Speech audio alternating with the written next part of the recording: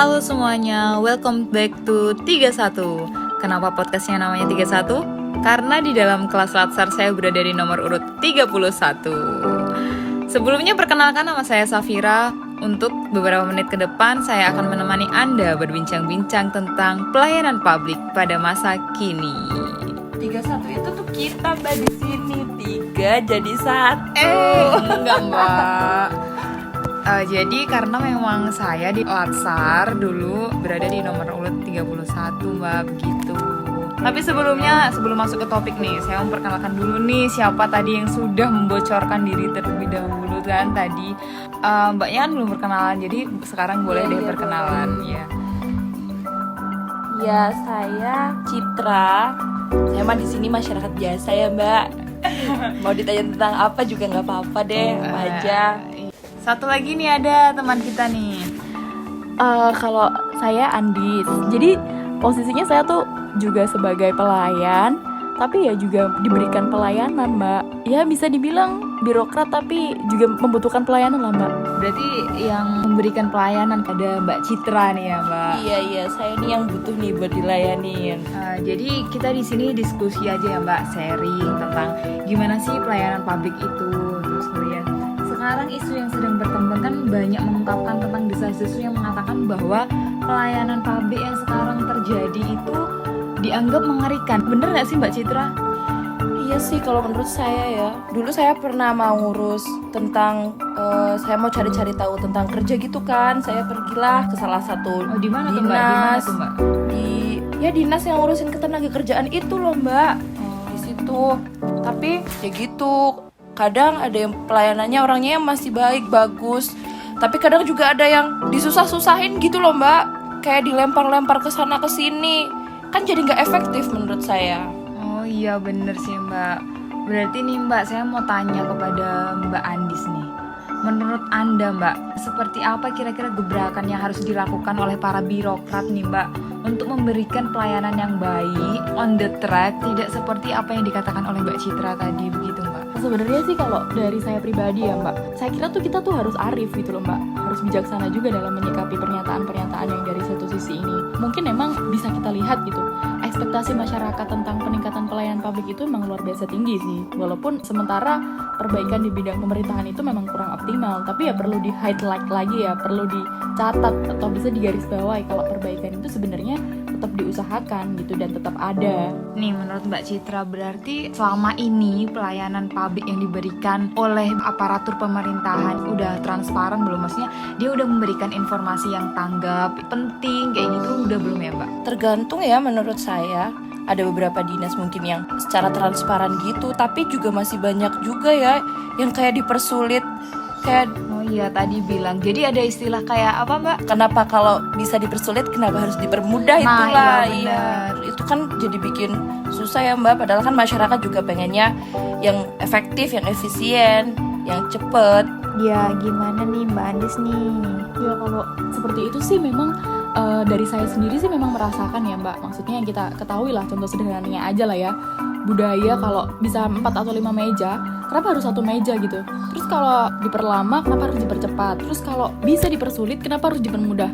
Nah itu loh budaya atau kultur yang menyebabkan masyarakat itu nggak bisa percaya gitu sama pemerintah. Apalagi birokrat ya. Sebenarnya Mbak Anis dari sisi birokrat itu juga tidak menyalahkan dari masyarakatnya, tapi sebenarnya juga terdapat dari pemerintahnya juga seperti itu, masih belum bisa menerapkan apa nilai-nilai yang semestinya digunakan untuk melayani publik ya Mbak. Iya, memang kalau ya itu fakta yang terjadi sekarang sih, emang wajar sih kalau masyarakat itu sebagai penerima pelayanan publik yang membutuhkan pelayanan publik yang tinggi ya. Apalagi kalau kita lihat dari faktanya aja lah. Kalau dari survei Badan Pusat Statistik sama Menpar RB kan emang saat ini indeks kualitas pelayanan publik itu ya di angka 2,9, atau kalau dalam skala angka 1 sampai 10 itu udah berada di rank ke 7,25 yang berarti cukup. Tapi kita lihat dulu itu dari mana dia mengambil ranknya itu. Kalau cuma di kota-kota besar atau kota-kota seperti Jakarta dan sekitarnya ya cukup. Tapi kan Indonesia ini luas, 34 provinsi.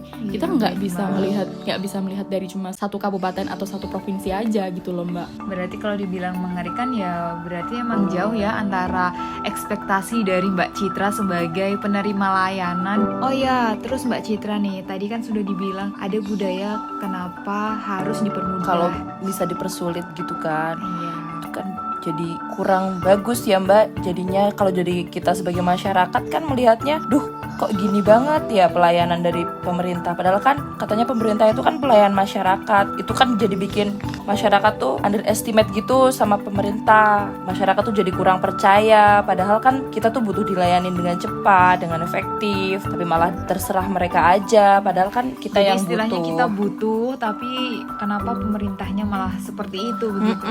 Iya. Itu sih yang sebenarnya jadi faktor-faktor penghambat ya, maksudnya adanya kesenjangan ini kan karena ada beberapa faktor. Ya contohnya yang pertama itu tadi yang saya bilang budaya.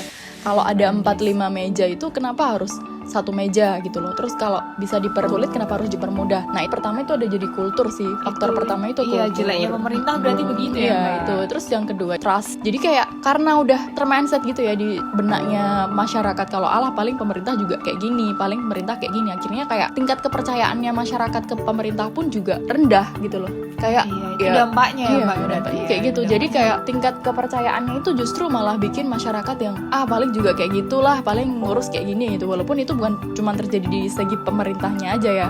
Birokrat kan nggak cuma pemerintah ya. Ada juga dari pihak kepolisian maupun dari pihak kejaksaan dan sebagainya. Itu kan juga termasuk dalam ranah birokrat gitu. Baik Mbak Andis, terima kasih. Jadi menurut Mbak Citra sebagai penerima pelayanan, Mbak Citra nih kira-kira apa sih yang harus dilakukan oleh pemerintah sekarang untuk memperbaiki pelayanan publik tersebut, Mbak? Ya itulah Mbak, salah satunya tadi yang pertama kita bahas tuh kayak transparansinya. Harusnya tuh diliatin gitu loh ke masyarakat, biar masyarakat tuh tahu harusnya tuh kayak gimana alur-alur pelayanannya yang bener. Itu kan masih banyak juga Mbak yang pada korupsi-korupsi tuh, yang pungli-pungli. Ya kan Bandis tuh pasti tahu tuh tentang pungli-pungli kayak gitu kan. Ada uang pelicin. Ya pokoknya jangan pakai uang-uang pelicin kayak gitulah Mbak. Masa iya sih masyarakat masih harus bayar pajak, udah masa kayak gini juga bayar-bayar lagi Mbak. Kalau dari saya pribadi ya, saya juga bingung ya kalau ditanya kayak gitu. Tapi Berarti kita harus ningkatin kualitas dari birokrat itu sendiri dong Mbak. Berarti SDM-nya juga harus dibangun biar nggak ada lagi tuh mental-mental pungli kayak gitu. Iman dan takwanya itu juga harus diperkuat, ya diperkokoh tuh masalah ibadahnya juga kan. Iya kan, kalau misalkan berbicara masalah pungli kayak gitu ya, itu kan nggak semuanya ya harus kayak gitu kan, itu tergantung pihaknya masing-masing Iya, sendiri. ada beberapa Individunya, oknum ya Mbak. harus berarti. individunya sendiri-sendiri. Iya, Ya memang benar. benar sih kalau peningkatan iman itu memang wajib ya. Tapi kan ya tergantung sama pribadi. Balik lagi ke pribadinya. Kalau misalkan Iya. emang dia dari awal memang udah orientasi Tergiur atau money, enggak. Kalau money- emang imannya money udah oriented, kuat, ya kalau imannya udah kuat pasti tidak akan terjadi seperti itu kan ya iya, Mbak. bener banget. Berarti Makanya itu cuman oknum ternyata Mbak Iya. Citra. Jadi nggak semua birokrat ternyata seperti itu. Menurut Berarti tetap Mbak kita Andi. tuh harus ya mengurangi lah oknum-oknum kayak gitu kan, tetap nggak bagus itu untuk Iya. keseluruhannya. Begitu, Mbak. makanya Benar, karena Mbak. kita tuh emang dari awal memang harus punya integritas sih. Itulah kenapa dari awal kita melayani, dari awal kita diberikan tugas itu memang harus menerapkan apa itu integritas.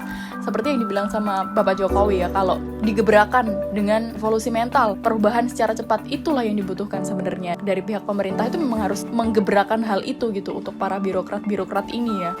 Jadi selama ini nih yang dirasakan oleh Mbak Citra berarti memang belum optimal ya, maksudnya pelayanan publik di daerah Mbak Citra di mana ya Mbak? Ya masih di sekitaran Jawa Tengah gitu ya Mbak. Mungkin mau nambahin satu lagi sih Mbak, karena kan kadang kalau kita berbicara masalah pelayanan ya, kadang tuh juga kita nggak sepenuhnya kita bisa nyalahin birokrat sih, karena memang terkadang dari beberapa masyarakat sendiri pun, ini saya sebut beberapa ya, nggak semua ya, beberapa dari masyarakat sendiri pun juga menginginkan pelayanan yang secara cepat tanpa memikirkan gimana cepat itu tuh halal atau haram tuh nggak dipikirin. Jadi kayak yang penting cepet aja gitu. Jadi ya mau gimana lagi dong gitu kalau emang dari sisi kita sebagai birokrat itu memberikan pelayanan, tapi kalau memang harus runtut, harus urut gitu, harus sesuai dengan tata aturan. Tapi kalau ada beberapa oknum atau beberapa masyarakat itu yang menginginkan secara cepat dengan cara yang entah itu halal, entah itu haram, ya kita bagaimana lagi gitu, harus menolak atau apa begitu.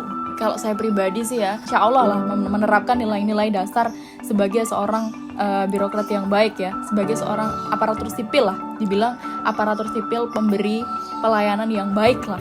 Iya. Tapi ya kita Semoga amanah ya Mbak. Ya, Pokoknya kita tunggu jabatan sama-sama ya Mbak. Saya sebagai masyarakat umum pastinya kan menunggu adanya perubahan dan perbaikan yang cukup signifikan yang bisa kita lihat tentang pelayanan publik ini ya Mbak. betul. Terima kasih Mbak Citra dan Mbak Andis atas sharing buat hari ini ya Mbak. Semoga apa yang kita omongin ini bisa jadi pembenahan bagi birokrat sendiri, dan dari sisi penerima pelayanan pun juga harus mentaati perintah dan aturan dari pemerintah itu sendiri. Begitu ya Mbak. Baik. Ya, terima kasih Mbak Citra. Iya sama-sama Mbak. Andis. Sama-sama.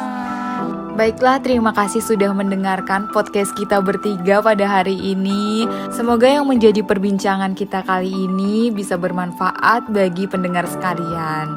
Baiklah, sekian, salam 31.